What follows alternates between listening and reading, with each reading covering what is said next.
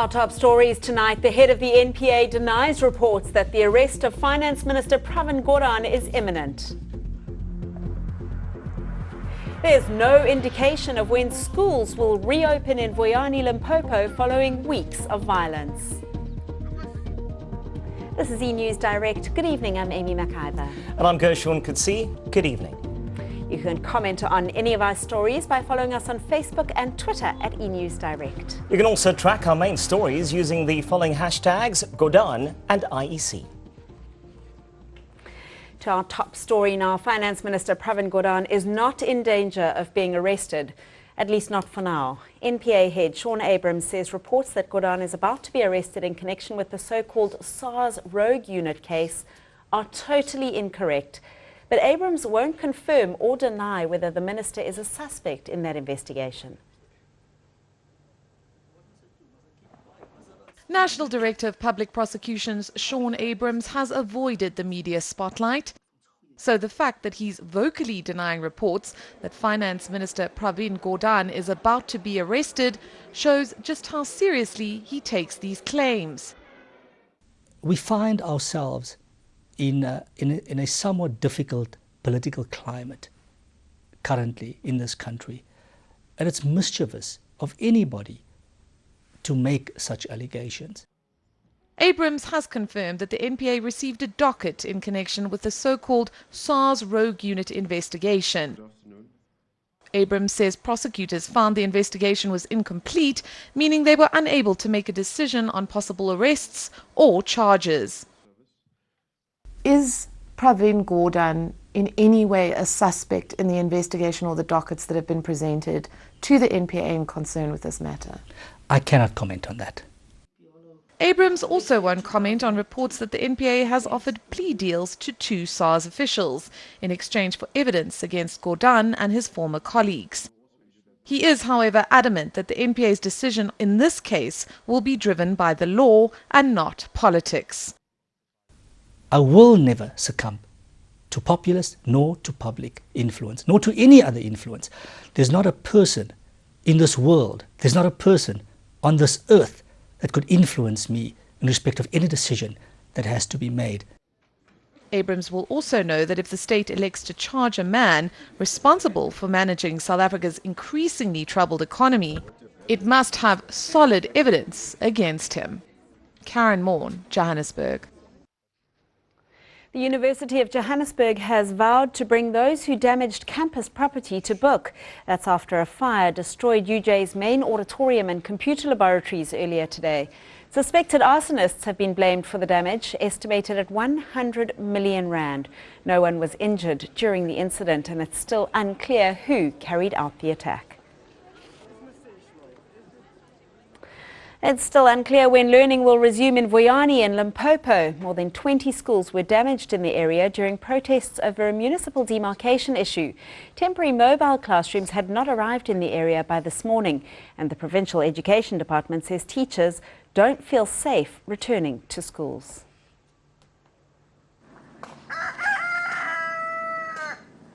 It's a new day in Vuyani, but the story remains the same. The school shutdown has now entered its third week, and both pupils and parents are frustrated. Learning was meant to resume on Monday, but with locked gates and burnt down classrooms, there's no place for that to happen. At some schools, parents and pupils arrived armed with brooms.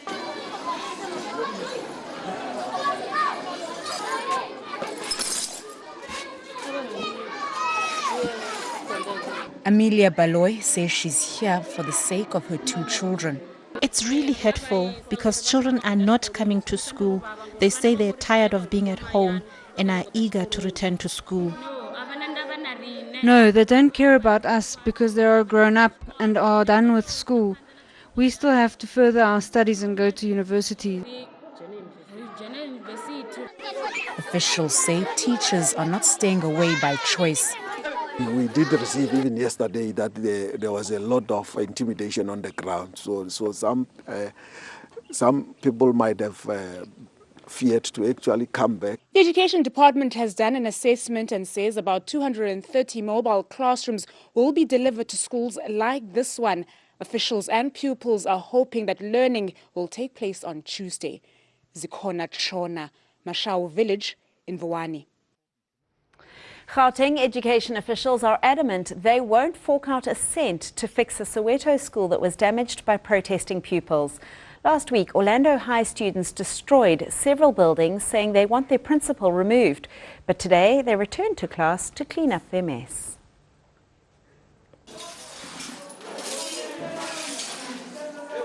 These pupils have traded their books for brooms. They're cleaning up a mess that they've created. While calling for the removal of their principal, they caused damage worth thousands of rands. They've subsequently agreed to fix what they can and return to the classroom on one condition.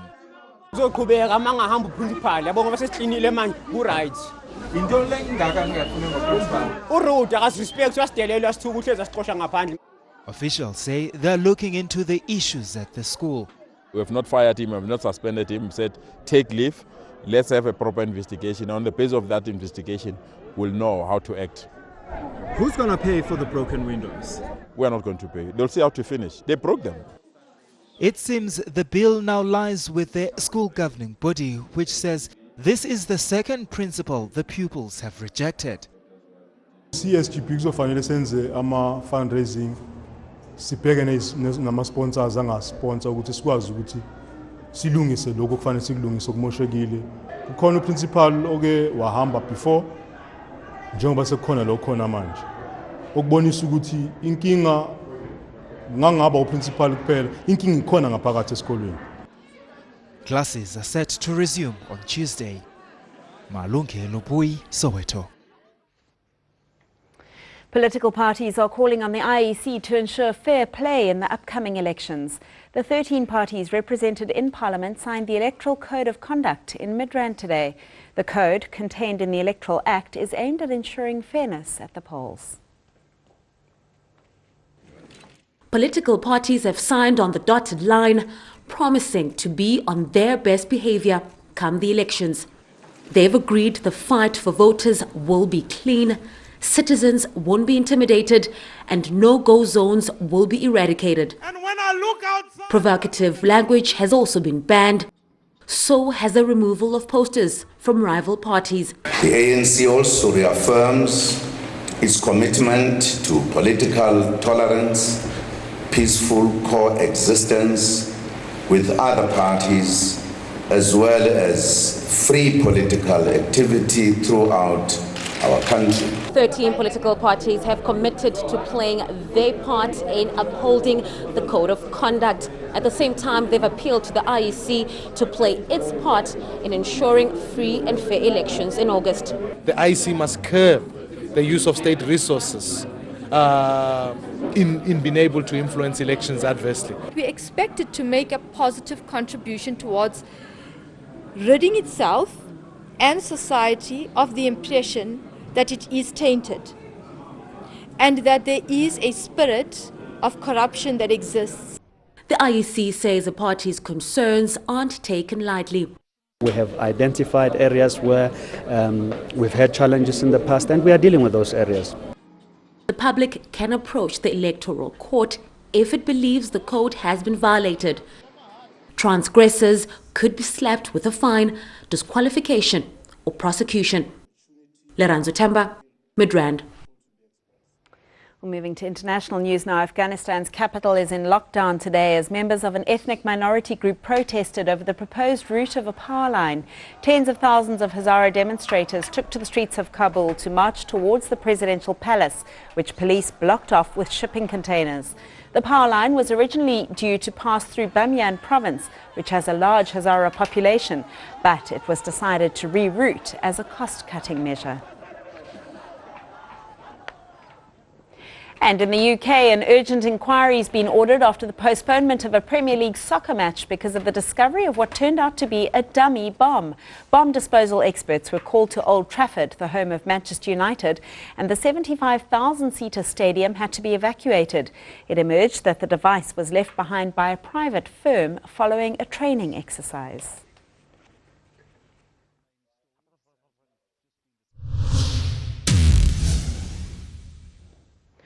The local economy will be in sharp focus again this week, with the rates announcement expected on Thursday.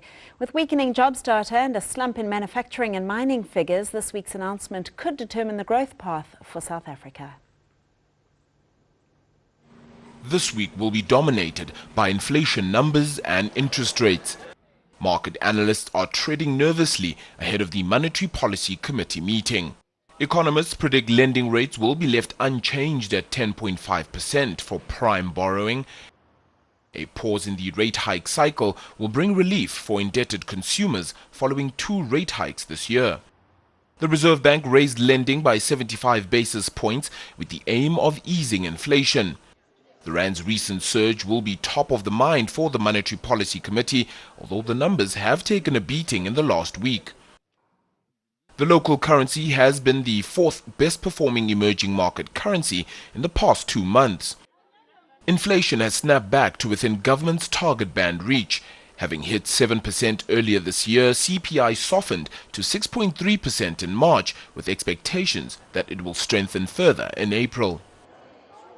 The fragile economy may force the MPC to avoid moves that will stunt growth further.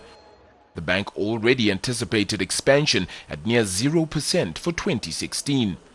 Food and vehicle prices are both expected to continue their strong upward momentum. Meanwhile, Stats SA will also release retail sales this week, a number that will no doubt show the weakened state of the local economy. Arabile Kumete, Johannesburg. Well, let's take a look now at the markets.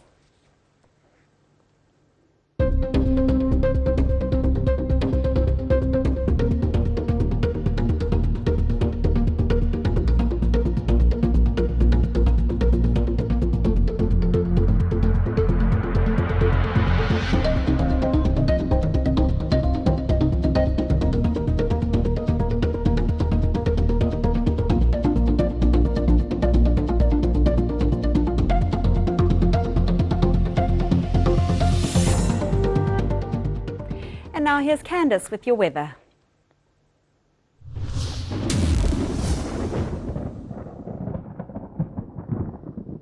It's been a dry start to the work week for the majority of South Africa. On Tuesday, we're expecting cooler conditions over the eastern parts as a ridging high pushes in moisture over the eastern part of the country, as well as the possibility of light rain or drizzle.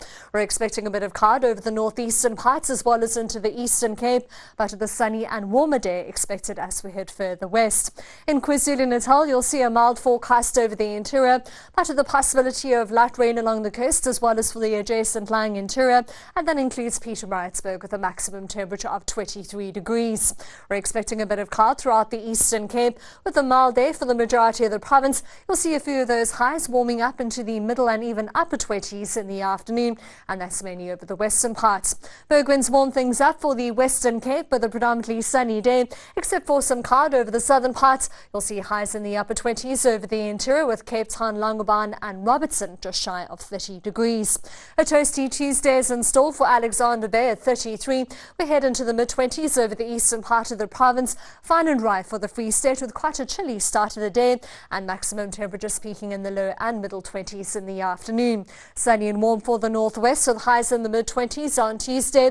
We're expecting some cloud for Limpopo, just shy of 30 for Lephalale, Musina and Phalaborwa. Partly cloudy and mild for Polokwane at 23 degrees. We're expecting some cloud over the eastern part of Mpumalanga, Bombela at 27. Sunny and mild over the western part of the province with highs in the low 20s. Mostly sunny and dry for Gauteng on Tuesday with highs mainly in the low 20s. Pretoria, though, expecting a high of 25. A cold front brings in cloudy, cold and wet weather over the southwestern parts on Wednesday, with a few showers still in the forecast for Richards Bay. Dry for the rest of South Africa, but on Thursday that cold front spreads a chance of rain and cooler weather over the southern part of the country, with a chance of drizzle as we head further inland, but still dry over the central and northeastern parts. That's all from the Weather Centre for now. Have a lovely night.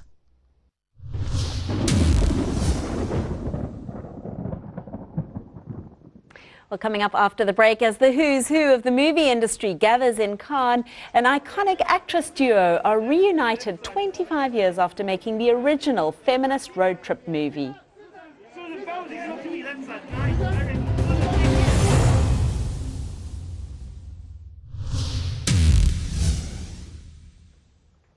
Well, the who's who of the movie industry are gathered in Cannes for the 69th edition of the annual film festival. And the weekend saw the stars of 1991 hit Thelma and Louise reunited.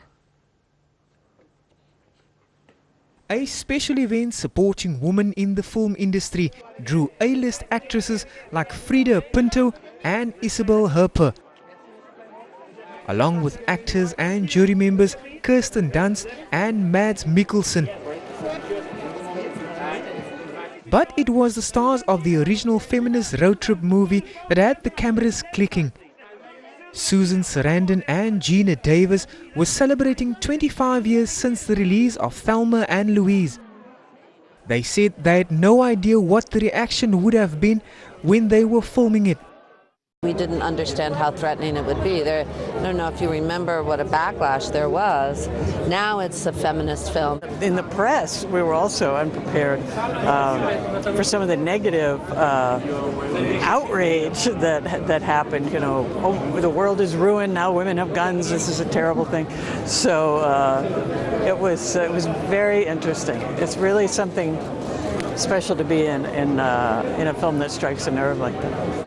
But both stars agreed that despite the furor created by what's now seen as an iconic feminist movie, really during filming they were just having a good time.